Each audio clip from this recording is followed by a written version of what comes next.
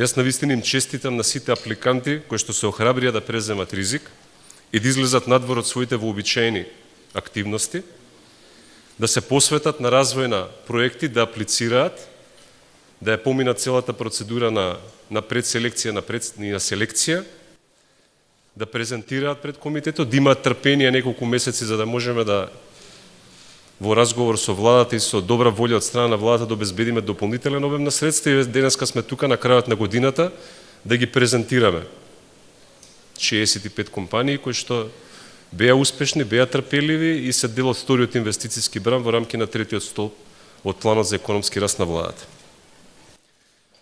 Презентираме 65 успешни македонски компании за кои што Комитетот за одобрување на инвестиции донесе одлука за кофинансирање. Како што споменав, овие компании се дел од вториот инвестициски бран, од третиот столб од планот за економски раст, чиј носител е Фондот за иновации и технолошки развој. Денеска со вас сакаме да ги споделиме искуствата на овие компании, кои треба да бидат поттики за наредните компании кои што би се охрабриле и би инвестирали во наредниот период.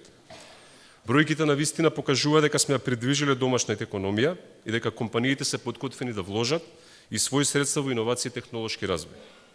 Само во вториот бран, компаниите во просек вложуваат речиси иста сума колку што вложува и владата. За секој денар кој што го вложуваме буџетски средства, компаниите вложуваат во инвестицијскиот проект свој еден денар.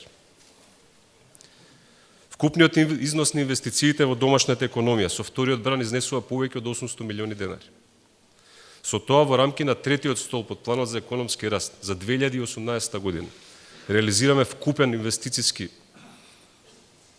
обем на инвестициски проекти во економијата од повеќе од 2 милиарди денари.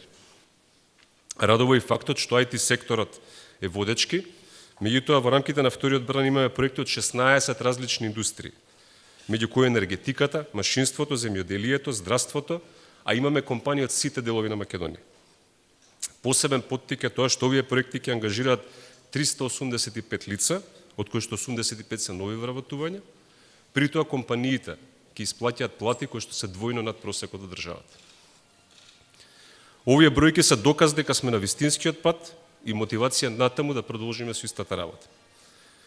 Она што особено ме прави горде што македонското општество све повеќе зборува за иновации, за војудување на одредени промени во работењето на компаниите, меѓутоа нови продукти, нови процеси, нови навики. Фондот секако не е сам во реализацијата на овој инвестициски план. Ово немаше да биде реализирано без поддршката која што добиваме од премиерот Зоран Заев и вице-премиерот Кочон Ѓушев. Додека работевме минатата година во кабинетот во владата на подготовка на планот, имавме очекувања, меѓутоа ono што денеска го реализираме и го презентираме ги надмина сите наши очекувања.